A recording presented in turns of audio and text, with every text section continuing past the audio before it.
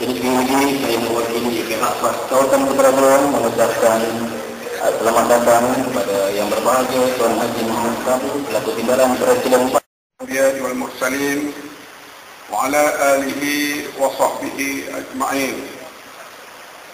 Yang mulia saudara pengacara majlis, yang berhormat saudara Anthony Loh, Ketua Pemuda DAP dan juga ahli parlimen, yang berhormat saudara Suhaimi yang baru meninggalkan majlis kita, Abang Cikgu Jaafar, pengarah pilihan raya, barangkali dah dilantik ke belum saya pun tak tahu. Seluruh pimpinan PAS Kota Raja, pimpinan keadilan, pimpinan DAP, Dewan Himpunan Menyokong PAS, seluruh para hadirin hadirat, saudara-saudari yang dihormati sekalian. Malam ni saya ada ceramah di sini. Ceramah saya daripada lepas muktamar hari itu sampailah 9 Julai nanti, tumpuan adalah himpunan bersih. Tak ada cakap lain lah sampai himpunan bersih. Dan jadual saya pun semua dipenuhi dengan acara untuk menerangkan himpunan bersih 2.0 yang akan diadakan 9 Julai nanti. Oleh kerana hal bersih itu, saya akan cuba memberi penerangan.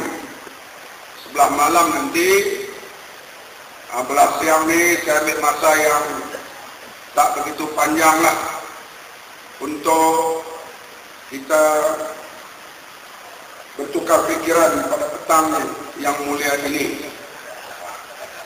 Saudara-saudari yang dihormati sekalian,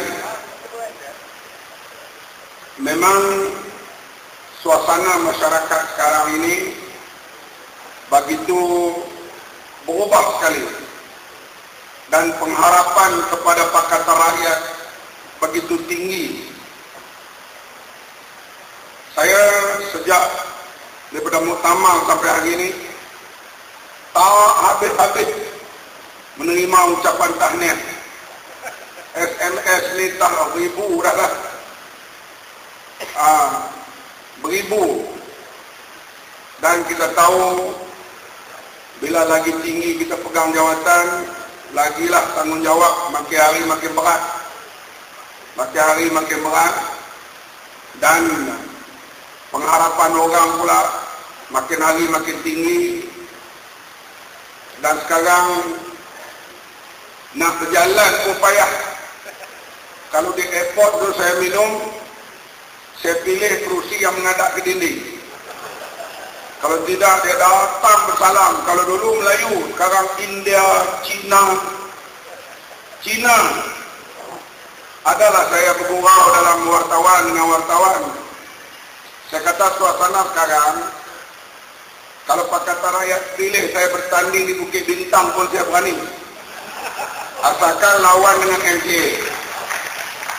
Jangan lawan dengan DAP, sudah tak boleh menang. Asalkan lawan dengan BN, Bukit Bintang pun tak apa. Saya kurau je. Keluar dalam semua orang apa. Lepas tu bila saya di airport jumpa orang Cina, dia salam, selamat datang di Bukit Bintang. Dan saya ingat kawan-kawan daripada DAP marah. Rupanya tidak.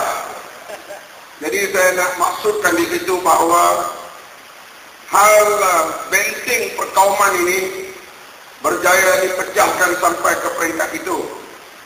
Artinya sekarang kalau ada calon Pakatan Rakyat, dan dia telah berlaku di Kota Raja, di mana orang Melayu lebih kurang 47%, orang bukan Islam 53%, calon kita menang dengan majoriti yang cukup besar di Kota Raja ini. Perubahan inilah sebenarnya yang menggerunkan UMNO. Kita tahu PAS biasa bergerak secara bersendirian. Kita paling hebat, kemenangan kita tahun 59. Itu sejarah kemenangan PAS paling hebat. Kita menang 2 buah negeri. Parlimen waktu itu kita dapat 12. 12 tuan-tuan kata sikit. Waktu itu parlimen baru 100 lebih. Kerana Sabah Sarawak belum ada dalam Malaysia. Jadi kita kuat. Kita menang 2 buah negeri. Di bawah pimpinan Dr. Burhanuddin Al-Helmi.